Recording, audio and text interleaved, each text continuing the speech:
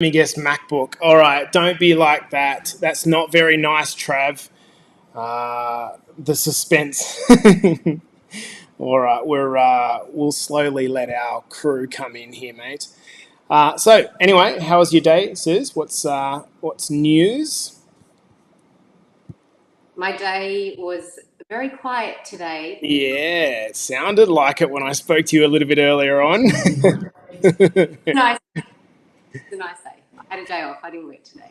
Good. I like that. And was there a little bit of celebration involved, or what? Yes. Yes. We went to Central Coast Local Business Awards, Uh-huh. and it's been put off twice. So Wow. it was the 2021 Business Awards. So it's been a Right. long Wow. and there was a lot of people, gyms in category, you know what I mean. Mhm. And we won. So yeah, we celebrated. Good. How good. How Very good. proud. So good morning and good afternoon, wherever you guys are. I might just, we're going to kickstart this one in a couple of minutes. I might just see if the connection goes even better over what do you call it? Hotspot. So let me just have a little bit of a look and see. I think it actually might be your end, but that's all good. So good morning, everyone. G'day, guys. How are we? Hey, Carls, how are you? Hey, Joe, how are you? I hope you guys are having a beautiful start to today. Carls, can you just let me know if you can hear me loud and clear? And if not, we will go straight over to tethering. So what are we? What are we? Phone, Jace, if that would be better. I'm on my computer. I think it should be okay. It's okay. All right, so sorted the grommets, but we'll come in and listen to this one. Yeah, good stuff, Chrissy. How are you, mate? Good afternoon, Trent. How are you, brother? All right, guys. Just if they're perfectly fine, Carly said, okay, that's awesome. So we got about 15 or 20 guys here and ready to rock and roll. Good morning, good afternoon, Nikki. How are you, girl? I hope you're having a nice morning. Did you get a training session in, Nicole? That's what I want to hear. You've had a really positive effect on Nicole, by the way, I would say. Nicole Hamstra, that is Suze. So congratulations. Well done. All right, guys. Good morning, Tez. How are you? Okay, so let's get this one rocking and rolling. So first of all, guys, I do want to apologise. I try to be quite professional with this, but unfortunately, yes, my MacBook, Trav, just decided as soon as we started this to pack it in. So lucky I had a backup laptop to get rock and rolling with. So, guys, let's do it. You ready, Suze? Ready. Ready to play? Okay, good stuff. Let's go, guys. On the count of 5, 4, 3, 2, and 1. Welcome back to the Better Body Academy podcast. This is the podcast that you come to when you're sick of the dumb diets and unsustainable workout programs. And today, in this special episode, I am joined by the beautiful, smart, healthy, fit, and inspirational Suzanne Lloyd. Good afternoon, good evening, Suze. How are you? I'm good. Yeah, lovely. Guys, I decided to reach out to Suze around a week ago to come on the podcast. And the simple reason for it is because this lady is the epitome of what I would define health. And, you know, I think a lot of people that work in the health industry, they're kind of a little bit polarizing in that they're either like really aggressively one way, but I think the nice part about Suze is she sits nice in the middle. She's got that nice kind of feminine touch about her, big smile, super happy, but then she's also got the all right, let's get to work part. And I love that. So welcome to the podcast, Suze. So maybe we should start by introducing why your day was fairly quiet and give First Cast Fitness in your minor a little bit of a plug. So what happened there last night? We won the fitness category at the Central Coast Local Business Awards. Yeah, I should have played my effect here that I've got. Yeah. How did that feel? I bet Dylan was super proud. Yeah, we all were. We all are. I'm proud even without the award, but we've worked very, very hard. Yeah. We have it's a family-owned gym. It's Yep. a small team that does. Yeah. Yep, that Uh, works really, really hard and treats their members really, really well and doing it for a fantastic price. So, just to start yeah. off, guys, congratulations to the team at FCF. Super proud moment for you guys taking out the Central Coast Business Fitness Awards, and what a great start to the podcast. So, if Suze is a little bit off track this afternoon, sorry, that's the reason why she probably celebrated a bit. That was Um, okay, so Suze, tell us a little bit about yourself. So for the guys that don't know you, the girls that don't know you, just sort of age, background, and kind of history up to this point in terms of the fitness industry. Yeah, so I'm 50. I've got two children, Toby and Grace. They're 20 and 18. And I had always worked in pharmacy. That's what I'd Right. I would say that I have always liked exercise through my pregnancies, walking, that kind of thing. I used to have a little video, do weights at home. It was more cardio is what I used to do. Right. I have Crohn's disease. It's an inflammatory bowel disease. And unfortunately, in the time, I was 18 when I was diagnosed. Wow. Prednisone was just the number one go-to to fix it. Mm-hmm. I knew the prednisone long-term could damage my bones, but I thought long-term meant 70, 80 maybe. So we'll go back to me being younger. I would sort of do a bit of exercise. I was dealing with Crohn's. Mm-hmm. When Grace turned 5, I decided to join the gym. My girlfriend encouraged me, and it was FCF. Yeah. So that was 10 years ago. 2 months, I don't know if it was 2 months actually, very short time after I joined the gym, I broke my foot in 2 places. I found out that I was borderline osteoporosis. I was right on osteopenia. Talking to all of my team of specialists, they told me that I could take a tablet that would help, or I could make lifestyle changes. Mm-hmm. So we went with lifestyle changes. Wow. Which then it took me a long time to heal the bones because of my bones being so poor. Mm-hmm. Once I was able to, I got into the gym and I started lifting weights. Wow. Obviously, fairly carefully because of my bones. Mm-hmm. But I love to lift weights. So if we can, Suze, let's kind of backtrack because I want to break that down. So I wasn't actually aware that you have Crohn's, and so is it something that you still get flare-ups for now? Okay. I did years. Right. Recently had a check and everything's fine. Medication free for many years as well.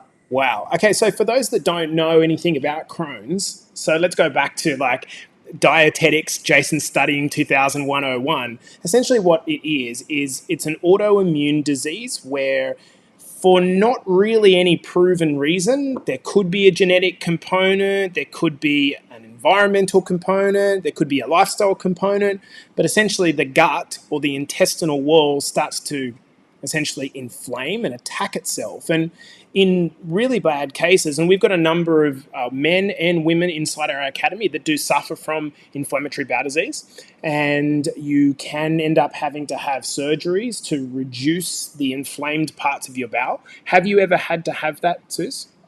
I had 12 inches of my bowel removed. Wow, 12 inches of my bowel removed. And so you can imagine the tremendous stress that this puts men and women under to have to go through this. It's a really painful condition that can result in a lot of blood in the stools and gas and a whole lot of things. So you can imagine, I think probably at your depths, without putting words into your mind, Suze, that even the initial diagnosis, how old were you? 18. 18, wow. Okay. So it must have been quite tough to deal with at that point in time. It was horrible. And it took a long time to diagnose. Yeah. I can imagine there'd be a whole lot of trauma around that. And then to go straight into a steroid treatment, did you say that you were aware that it was going to potentially have these long-term benefits detriments? Yeah. Yep. I was told that, because they tell you the effects of it. With my medication, when they did my treatment, prednisone worked wonderfully for me. I was really high doses. I got all the side effects. I was very, round in the face, lots of puffiness, and I really have to slowly bring it down. We tried to introduce quite a few different medications, but I tolerate them. I really struggled to tolerate them, so we'd always end up back at the prednisone. Right.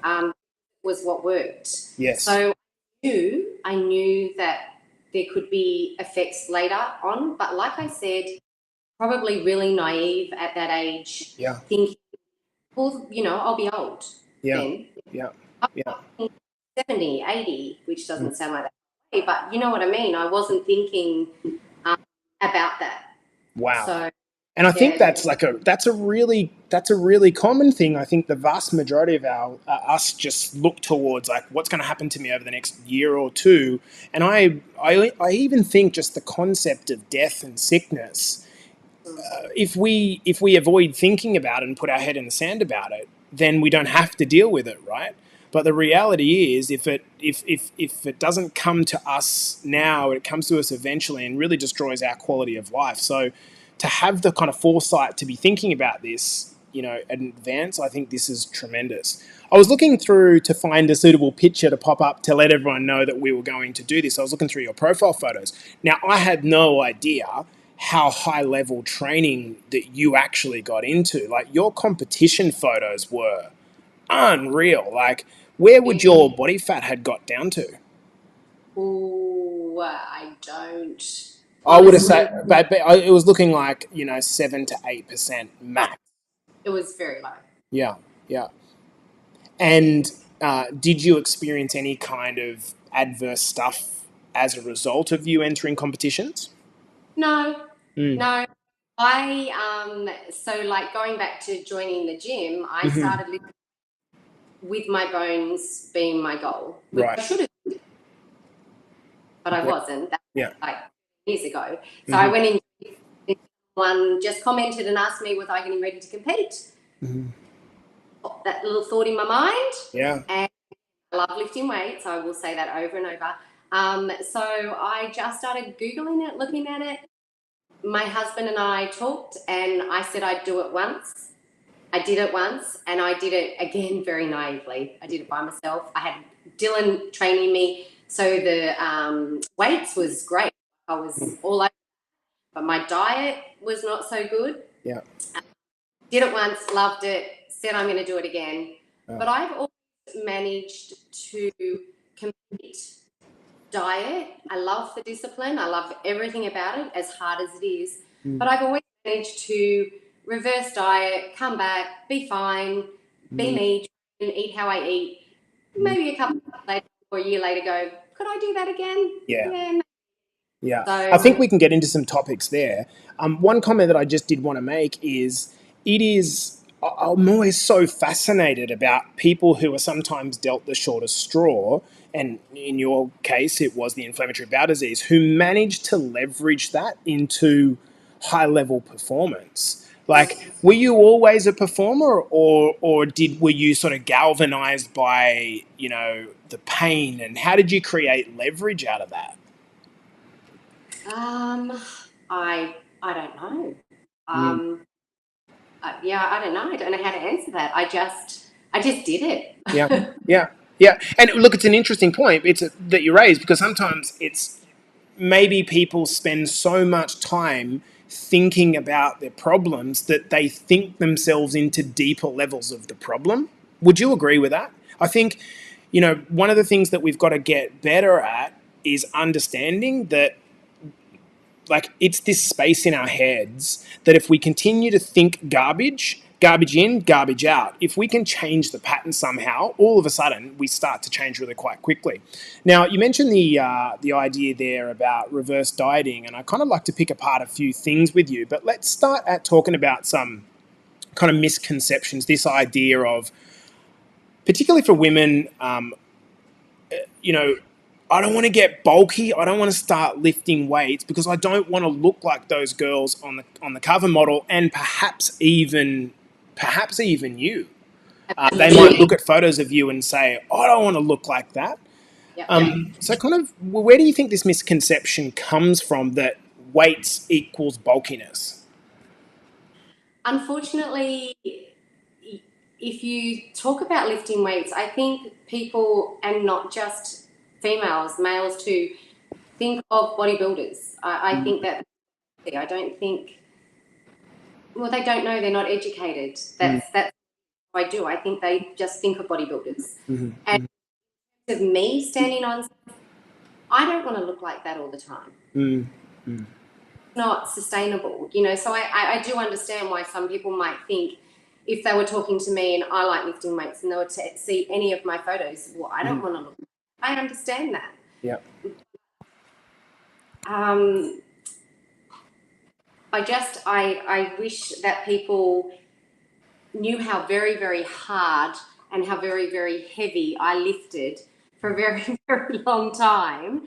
And I'm still me. And how meticulous you would have been about your nutrition as well.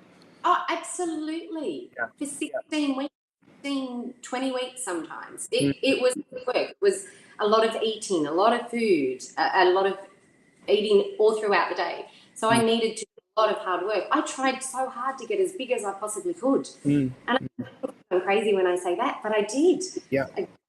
I did. I lifted as heavy as I possibly could. So when my very first year of competing, I weighed, so I want to say 5 foot, but I'm not. I'm 4'11". I'm only little. I weighed 42 kilos when I compete. I thought I was 40. Wait, sorry, 45. Sorry, that was wrong. 45. I stood on stage at 42. I now weigh 50 kilos. I know it's a long time after, but I've added muscle. So a misconception with, I've trained many people, mainly girls, mainly females, and they will say to me, I don't want to lift weights, I don't want to get bulky. So I guess the takeaway point that we want to come from this, guys, is that, and we'll go into some benefits of weightlifting, but like, you have to have so many ducks lined up to get to a point where you get bulky. You've got to be supplementing, sleeping, very little stress, incredibly on point nutrition, and most importantly, be lifting very heavy to develop muscle, which is the reason why you can train in a gym and it takes a long time to actually see some results, particularly if you're an already lean person that doesn't have a lot of fat to lose. And so I think let's just kind of put a line through this idea that we're going to get bulky. So let's instead talk about what potentially could happen if you started lifting weights. Suze, benefits for you, like what have you seen maybe physically and mentally? And particularly in women, I like to focus on women because I think that's really the target of this, for people who have taken up a lifting program. Physically, well, obvious. A lot of, and again, females, their goal will be to be toned. Okay, so I understand what they're saying. They want a nice little bit of shape in their back, in their arms, their shoulders. How do you get toned? You build muscle. So for me, physically, obviously, I love muscles. So built a lot of muscle. I mentally,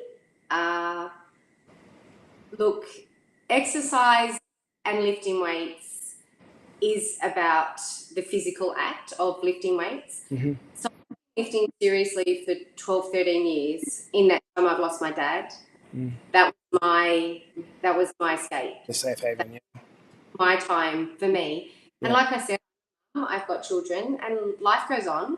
So mentally, lifting weights has got me through so many times. And, you know, sometimes they may not even be my best effort, but I go to my space, I love the gym and I train. So look, it makes you happy.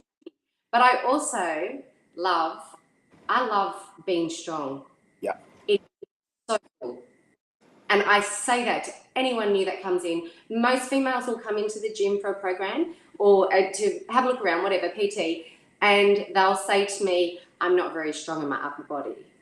And that's fine. You walk around in your legs all day, so your legs will be stronger. You walk upstairs and downstairs. Yeah. But you know what? Oh, that's why you're here. We will get you strong. Yeah. And when I see people do chin-ups. That's so cool. The best. So there's that. I think I personally love the idea about in a transformation, what are you going to gain as opposed to what are you going to lose? There's so much focus on the fat loss, which of course is the natural first step that everyone wants, and I totally understand and resonate with that. But then we've got to ask ourselves, like, what do we actually gain?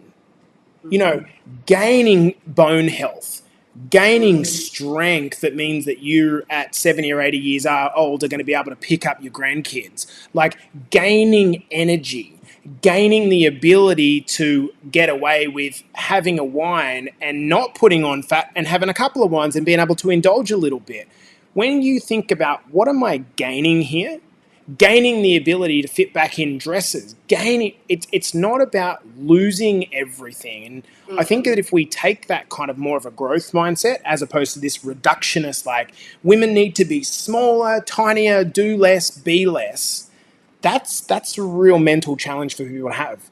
I also want to go into the kind of strategy that you would personally employ for a fat loss client whose main goal was fat loss. But before we do that, I do guys just want to kind of just briefly explain the mechanism by which your health of your bones, the strength of your bones is improved by you lifting weight.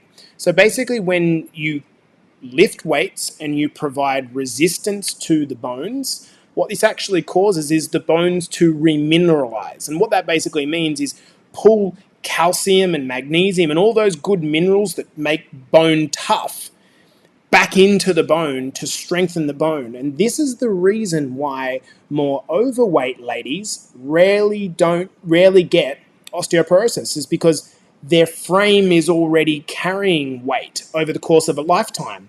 Osteoporosis is brittle bones that mostly happens to leaner ladies or smaller frame ladies, and that happens because they're so light, so there's no pressure on the bones to actually remineralize.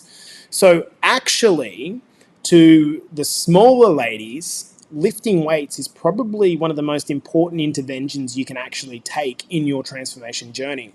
Now, Suze, let's get over to the fat loss. You know, a lot of people think fat loss, all right, give me a bike, give me a treadmill, how far have I got to run? Do you agree with that idea, or do you disagree, or what's your strategy generally with a client that needs to lose weight? I don't want to say my girls, but I always say my girls because I did in training mainly girls.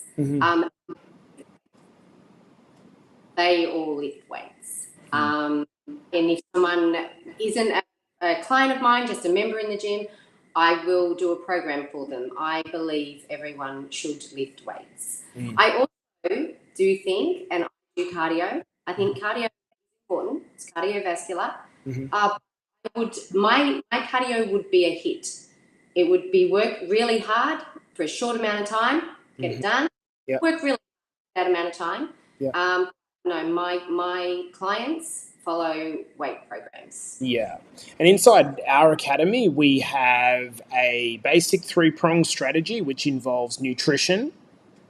First and foremost, if you are a fat loss client, nutrition, strength training, and your steps, which is the cardio component, and making sure that you're just moving as much as possible. You know, it doesn't need to involve slaving 1-hour treadmill sessions. That's just not going to be very sustainable from a time perspective, nor is it going to be very, very enjoyable. It's the real combination of nutrition and resistance training workouts that's going to make all of the difference. In terms of overcoming the resistance to training in a gym, you obviously are on the front end of this. So many of our clients actually train at your gym, and they will admit that even at the start, they would prefer to err on the side of doing like a circuit session rather than getting stuck into the weights. What do you think is the key to kind of overcoming that intimidation of being in a gym? This is something that I'm really passionate about. I want people to feel comfortable. I want everyone to be able to walk into the gym, but I also understand there's a level of anxiety for a lot of people. So new to my gym, whether I know them or not, Mm-hmm. I'm always there to say hi. So I like them to see my face, to know my face, and to know that they can say hi to me. I do encourage people to get comfortable first Mm-hmm. in our gym. It's not mine. Mm-hmm. To the point of saying to them, do what you know first. Mm-hmm. Walk on a treadmill, Yep. walk on a treadmill, have a look around, see the other people that are in here, realize that, you're not alone. We're all doing it. Mm-hmm. I really believe that every single person in the gym deserves their spot in the gym. Yeah.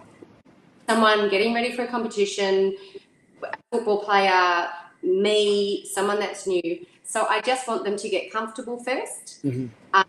If they've got a friend that can train at the same time, Mm-hmm. grab a friend, because that's always nice. And then if they don't have a PT, get a program, have a plan. Mm-hmm. Get me to do a program for you. Get me to help if they've got your program and they need a little hand with Yeah. what the exercises are. Yeah. So yeah, come in, get comfortable, and have a plan.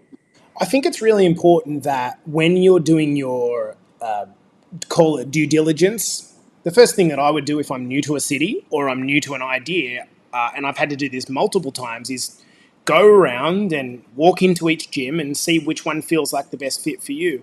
And I think, so many gyms, and this is of course a generalization, but so many gyms are full of PTs, particularly male PTs, that are, it's like a fucking, like, it's like and it is intimidating. You're seeing PTs like crossed hand and crossed armed and leaning over their clients. And I understand exactly where the intimidation comes from.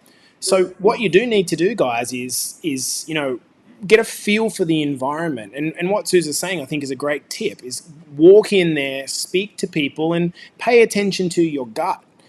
You shouldn't be selecting a gym just based on price. It should be, what is going to be the thing, that the place that I'm going to feel comfortable going to on a 2, 3, 4 day a week basis. And if you feel drawn to that and the people that are inside it, and that is certainly what you get with Suze and Dylan's gym at FCF, you just get some level of warmth as soon as you walk in, and Sue's smiling face, which goes a bloody long way. I might finish, sort of as we draw this to a close, about mistakes. I'm going to put you on the spot. What are the common mistakes that you see people making in a gym? Like, that you repeatedly think to yourself, oh man, like, I wish I could just help everyone and I can't, but these mistakes continue to be made. Can you think of anything that kind of comes to mind offhand? Yeah, there's one lady in the gym at the moment and she's working incredibly hard, and I'm in touch with her all the time. I talk to her on a daily basis. She's in there lifting her weight, and I've put out there that I could spend a little bit of time with her. She's basically going nuts on the machine. The press downs are going Right, crazy, and she's like, I'm up to 50 reps, and I'm right, like, so whoa, slow down. yeah, Let's just look at this. Did it with the one day, just a few, and she's like, oh, I can actually really feel that. yeah, Like, wow. yeah. So that's one I see. Um, Yeah, it's a really good point. On that, I think people that are they feel like, I should know how to do this. I should know how to do this, so I'm just going to give it my best go. And the reason that so many people feel stuck and fall off is because they work really hard doing ineffective stuff, and then yeah, and then they just get kind of like sad that 4 weeks down the track they're not seeing any results. And I would probably give up too if I was working really hard. And and so, it's not sustainable to train like that. 100%. Yeah. Okay. And on the contrary to that, Suze, advice. Do you kind of like the best pieces of advice that you would give if you were to sort of think about, what do I stand for as a trainer? What are my values or philosophies? Just maybe one or two pieces that you would deliver, particularly to women. Well, this is probably for everyone, Okay, but go. be consistent. I have been a trainer for 7 years. I've been a member of FCF for 13 years. Wow. The amount of people that have come back, especially as I'm a trainer, and say, well, I used to be able to do, and I used to do, and a few years ago, why did you stop? Don't stop. That's not what it's about. So, consistent, lift weights, because it's important. I love that. But it's cool as well. And I truly believe that. I think lifting weights is very cool. And do all these things to be healthy. Yeah, we're going back to what you're going to get out of it as opposed to what you're going to lose. And if you think of that, like all of the things that come with, I get to be healthy, like what are the things, you know, and we could rattle them off. I'm going to share some time with my grandkids. I'm going to have a better sex life. I'm going to blah, blah, blah, blah, blah, blah, blah. If all you're going to the gym for or getting exercising for is to lose weight, and then you lose 20 kilos and you feel empty, that's not a big, powerful why that's going to keep you motivated forever. Jace, there's some things that we know we can't control. There's some things that I have Crohn's that we can't control, but there's some that we can. Yeah. And, you know, I just think be consistent, have education. Like I said, having a program, have a plan. And being healthy, it's really important to me. I mean, I am 50, but I'm only 50. But I know that the healthier I keep myself, the stronger I keep myself, then I will, you know, I'll still be a young 50. I'm going to finish off by answering asking you a question for my own benefit. I'm very, like, obviously being in the trade that we're in, I'm very insistent on pushing back on aging. Not to the point of like all the like crazy hacks. I just mean that the moment that I accept that I'm getting old is the moment that I start to get old. And so, you know, my missus will say, "Oh, you're getting old, Jace." And I'm like, "No, I'm not." And I'll just refute it. Yeah. You're 10 years older than me. Do you still have the same kind of resistance to, you know, what is a real process? But do you think that's important in fighting against the actual aging process? Yeah, and I still do. And look, I think I'm great for 50.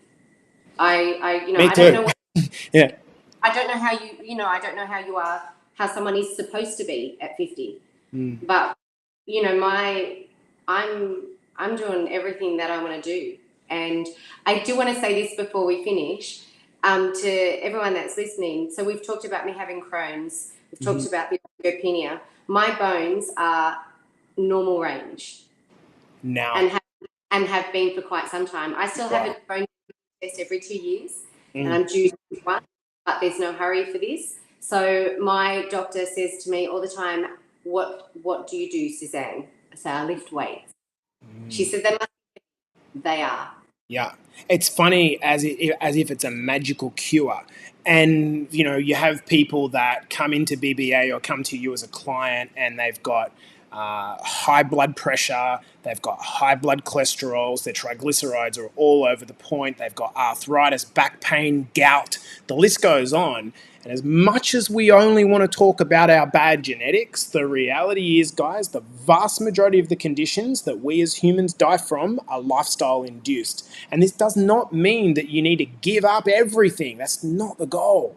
You just need a little bit of an education, and guess what? It goes a bloody long way.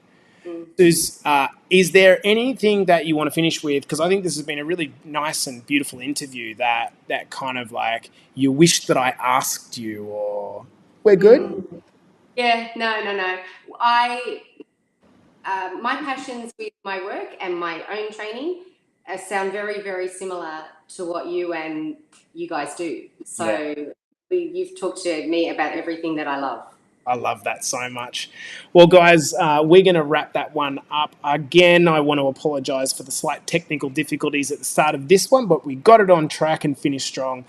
Suze, I want to say that, you know, I've known you for a long time, very little, but just in having a little bit more to do with you over the last month or two since I've been back. It's been like a real pleasure, and thank you so much for joining me on the podcast tonight.